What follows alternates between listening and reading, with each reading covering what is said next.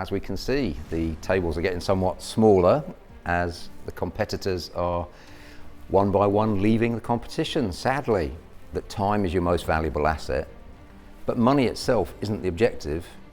It's what we then do with the time that money buys for us. Review the last week of your lives mentally.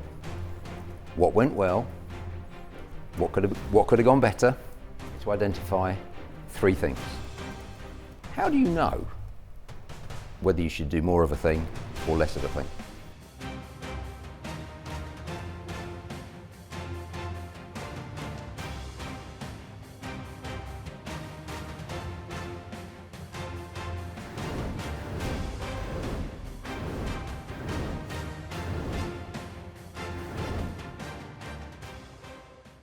Two propositions for you. Time is your most valuable asset. Guess we're agreeing with that. And De Martini says the quality of your life is determined by the quality of the questions that you ask. So how's your life going, and what quality of questions have you been asking this last week or so? Top lines of things that went well last week. We had a very productive meeting with a potential development we're looking to do. Okay. Coincidentally, come together with somebody who could be a really good partner in the project. We onboarded 2 new service accommodation units. Nice, well done. And we had some really insightful meetings with commercial surveyors. So if I was asking myself some questions in that context, just pick one randomly. You said you onboarded 2 new SA units. So you onboarded 2 new SA units, or not? As in hands-on? Yeah. Partially hands-on and partially delegated to our ops manager. What is it that you could further automate within your business? You've heard me say this before, it needs to be done, but doesn't mean you need to do it. Absolutely. So that's the first thought for you. And the second thought for you is, and this isn't meant to be, in any way, shape or form morbid, it's, let's say last week was the last week that you ever existed on Earth. What would you have done differently? Because if the answer is nothing, perfect. Mm-hmm. You are living your dream. If on the other hand you say, well, it was a good week, but was it the perfect week? Because if it wasn't perfect, what would you improve? Or what would you change? Just as an example of the type of question that I want you to be asking yourself. Yeah. Good call, Okay, well the thing that sprung to my mind was the book Eat That Frog. Okay. I've got a few big fat toads All right. that I need to eat. Eat. And I can't deny it anymore because they're hanging over my head. So there are 3 things that I really, major things that I should have done. Mm-hmm. And if I don't get them done by the end of this week, there'll be sort of, not bad consequences, but it won't be good. I'm sort of quite proud of myself doing a lot of things that I've never done before. I've set up a CRM, so I'm trying to manage my time with that. And I have managed to negotiate the heads of terms for the 15-bedroom HMO. Go into sort of big property deals, you realise that you're dealing with other people too, and their lives and their issues and their time frames and things like that. So where, apart from getting the heads of terms done, I'm letting him now sort of beaver away and get his things sorted out. All right. And have you thought about any questions that you would ask yourself, perhaps differently in the future, about am I best using my time or not? For me, what I'm actually looking more at, maybe not so much questions, but actions for me. I believe that if you repeat something 300 times, it creates a new habit. So, and I know that. Okay. But it's all those frogs that I have to eat before I can establish that. Check back in with you later. Because I'm a great procrastinator. All right. Thank you. See you in a bit. Thank you. Cheers. Nick, how you doing? Good, thank you. Excellent. How's life been? Busy. Busy. Yes, I've exchanged my 18-hour working week. I was working for the bank for a 20-hour week, probably. 20-hour week, that'd be okay. Do you mean a 20-hour day? Yeah, even better, yeah. So, from the last week, thinking about the last week, top thing that went well? It was growing my network. That's just gone absolutely mental. I've always been strong on LinkedIn, but Facebook's gone well. As a result of that, one of my followers has contacted me to ask me if I'll appear on a radio show to talk about this particular competition, but also more broadly about serviced accommodation. That's got an audience of 2.4 million people. Your network is your net worth. You just proved that. A really successful person like yourself. I mean, you had a very successful corporate career. Now you're doing it again for yourself. Yeah.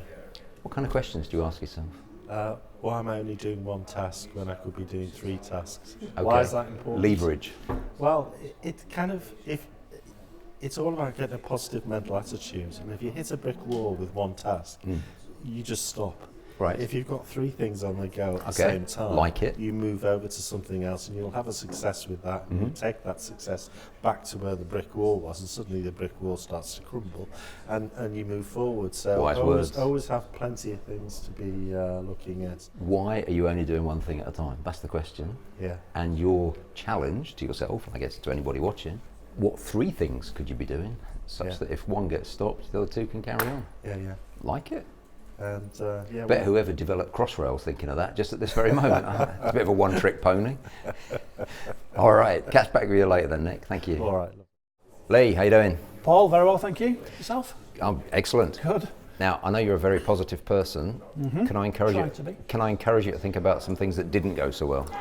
One thing that didn't go so well the last week. A couple of sort of offers that fell through on service accommodation units potentially, but I went through a saucer, a reasonable saucer. It wasn't charging the earth. Yeah, person that never made a mistake, never made anything. I'm sure you know that. I'm not saying this was a mistake, but I think if you're expecting everything to go right first time, you're in dream world. Second thing, exactly that. You've got a decent number of SA units now, and I'm pretty confident you've paid a saucer every single time. So my challenge to you at this point is you've got plenty of experience, you know what works, you know what don't work. Yep. You should be sourcing for other people, never mind paying saucers. True, yeah. Just a little challenge for you. Okay. So if you want to take that challenge, to be more specific, a month from now, whatever, next time I see you, I'd love for you to come back and say, well, actually, I've sourced 3 units, and here you go. Okay. What do you reckon?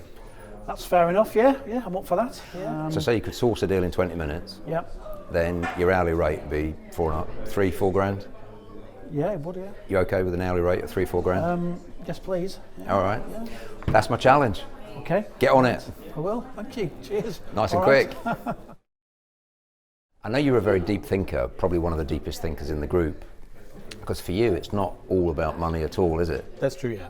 Spirituality, the whole kind of reason why we're here. I learned 2 things. One is, we can be able to do meditation the whole day by paying attention what we are doing. So, if you are focusing on some activity for 100%, then, you are basically doing a meditation, 10 minutes of doing that, 15 minutes of doing something else. Then actually you are doing the meditation the whole day. Increase time for more energy enhancer and decreasing the time for energy empire. Perfect. And, means we want to be empathetic, but we don't want to engage in a conversation longer, asking how are you, because we don't want to know. So Okay, so you're looking to manage your time by not asking questions you don't want the answer to. That's true. One of the strongest lessons I was ever taught was actually, I was doing business in the Middle East, and I was taught this. When a shopkeeper comes out and best price and offers you and bargains and whatever, you don't argue. Yeah. You just say thank you and you move on. Yeah. There's no need to be rude, is there? That's true, yeah. Top business thing, what I've done is I actually find a small ways of doing the rent review. And rent review, I've got like a £370 per month, increase the rent. Okay. Which is not, I'm doing it very small percentages as well. Yeah. So, it's not impacting on a tenant quite a lot. Regular rent reviews. Yeah. Top tip, because there's so many landlords out there that don't do rent reviews. That's true. I've met landlords that have had tenants in for like 10 years and the tenant is still paying the rent that they were 10 years ago. Yeah. It's mental. Yeah. Well, I mean, if you go in a shop, you can't buy things at 10-year-old prices. Reduce your outgoings. Yeah. So top tip from yourself, look at the detail. Regular rent reviews and review your costs. That's true. And your challenge was to review your last week and see what was good, what could be improved, and the questions you're going to ask. So I'm going to start with Chris and Sen over here. Hi, Chris and Sen. Hello. The good, the bad, and the ugly. What was good last week, Chris and Sen? And let's see what Aniko and Abby think, representing the judges. As we were in some ways disappointingly drawing the conclusion of a no on one development deal, and that was kind of passing out of the funnel. We were filling the top of the funnel with a few more deals. Okay, so deal flow. Yeah. So from a time point of view, managing your time, what's that taught you about deals and deal flow? speed of analysis and decision making, detaching emotionally, and linking that to time. If we are less emotionally attached, we will spend less time on it if we just arrive at black and white. Sure, and yes, maybe, no decision on it. and maybe what aspects of it can you outsource? What tools have you got? Yeah, that's one of the key things. Not necessarily one of the things that didn't go so well, but one of the things that ate up a lot of time was the amount of time we're spending on analysis, digging into it really, really deep, maybe spending slightly too much time on it, and it's how we systemize that and how we shorten that time frame from. I would far rather be roughly right than exactly wrong. Because so many people get this analysis paralysis and end up doing nothing. Because I know you guys well, can I just give you a challenge? What would you do different if I said you need to step change it? Because you are talking about getting better, and I know because I see your growth and it is brilliant to see it. But what if I told you that instead of just going with the trajectory as it is right now, your challenge was to make a step change, to make it like literally shoot it to a level 10 times to what you are doing. What would you do different?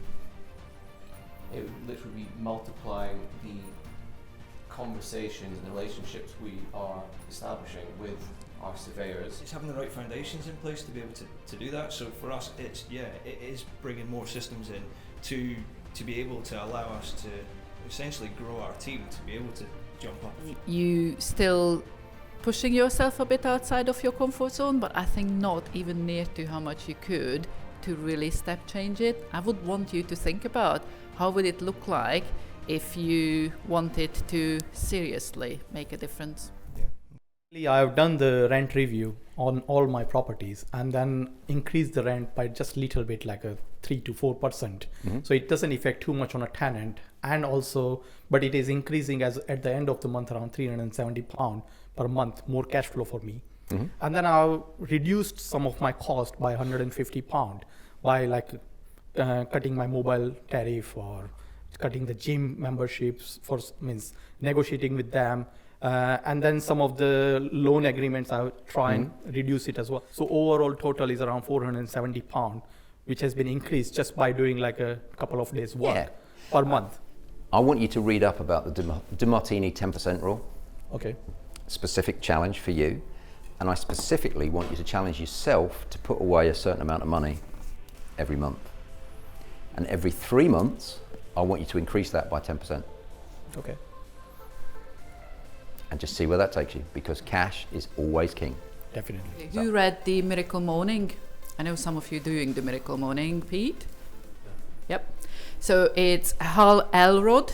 I would like you to read. There is a for business entrepreneurs. What triggered my mind is you said that if you just spend 10-15 minutes each day to set a routine, part of it is about our health and wealth, but part of it is what you will go and do during the day just to get focused. It's you saved with a 1 week, a few hours, a few days work, you saved somebody's average wage for a year. That's true. That is amazing. Well done. Okay. I've been obviously progressing the deals that we talked about last time. Been invited to go along and talk about serviced accommodation and about this competition. On the radio? On the radio. But there's not many listeners, is there? Only 2.4 million. Just the 2.4 million? Worldwide. Worldwide. And listen to this, judges and everybody. What's the name of this radio station? Expats Radio. Expats. What do expats have? Lots of money. Money, deals, requirements for stuff in the UK. Now, when I was talking to Nick earlier, I've never bloody heard of Expats Radio. You've increased your network in a social media sense, and that is going to directly impact your net worth. So, what do you think, judges? You position yourself so well as an expert generally anyway. Whenever we see you at any events or at Platinum and what you talk about, you've already got it. And then putting it on social media, you know, you're 10 times in your reach, which is cracking. So well done. So hopefully something will sort of develop from that sort of connection and that sort of relationship. Okay. So that's quite sort of key and important. And If I pick up offers. one thing that didn't go well, or you told me you didn't think it went well, you'd put an offer in on a rent-to-rent SA through a sourcer, yes? I did, yeah. And you didn't get it? Correct, it fell through, yeah. And you were surprised? Or not happy? You weren't happy? Yeah. All right. Upset. And how did I turn that into a challenge for you? What challenge did I give you to share with the group? To source 3 by this time next month, and to have sold 3 to the community and network. Develop that skill as a sourcer. What did we work out your hourly rate would be? Was it 4,000 an hour? Yeah. Yeah, if you can. So Cheap, but here's twice the the question. price. Can I be asked getting out of bed for £4,000 an hour? I can. What about you? Yeah, certainly. How much you are operating generally within your comfort zone? Because I feel you are finding it challenging to push yourself out there. Even when you were talking about the meeting you had and the business partners, something in your body language is saying that it's kind of, I'm doing it, but I'm still not sure what I'm doing. So I don't think you are pushing necessarily yourself outside of your comfort zone. Watch it. Every time you feel a bit uncomfortable, just push a bit more, because you are capable, but you are stopping yourself, and that is stopping you to achieving the full potential. Yep, fair comment. Thank you. Anita, how are you? I'm good, thank you. So as ever, so always just sort of working really hard. I have managed to negotiate the heads of terms on the 15-bedroom HMO that I did discuss last month. Sweet. So, you know, the idea obviously is to transition it into service accommodation. Yeah. To my mind, it's good. It's going to be possibly a life-changing deal. You've got another deal. Fantastic. Thanks. What I actually value and respect more is the learning that's coming with that, because you told me it's not about the deal itself, it's about the other person's life. Definitely. I said to him, the only way I will proceed with this is if she is happy, you're happy, and I'm happy. I think you are one of the people around the table that have really challenged themselves, really challenged themselves. And I just want to say it's great to see, and it's great to see the success you're having from that now. So well done. I'm always fascinated when I see what these wonderful contestants do. So the challenge this week, time, your most valuable asset. What should you and what shouldn't you be doing with it? And what do you think of what they've been doing with theirs? Well, now is the time for you to cast your vote. Who goes and who stays? It's up to you. You've got 24 hours. Use that time wisely. Make sure you vote for your favourite to keep them in. As always, hope you've enjoyed. You've been wonderful. I've been Paul. See you next week.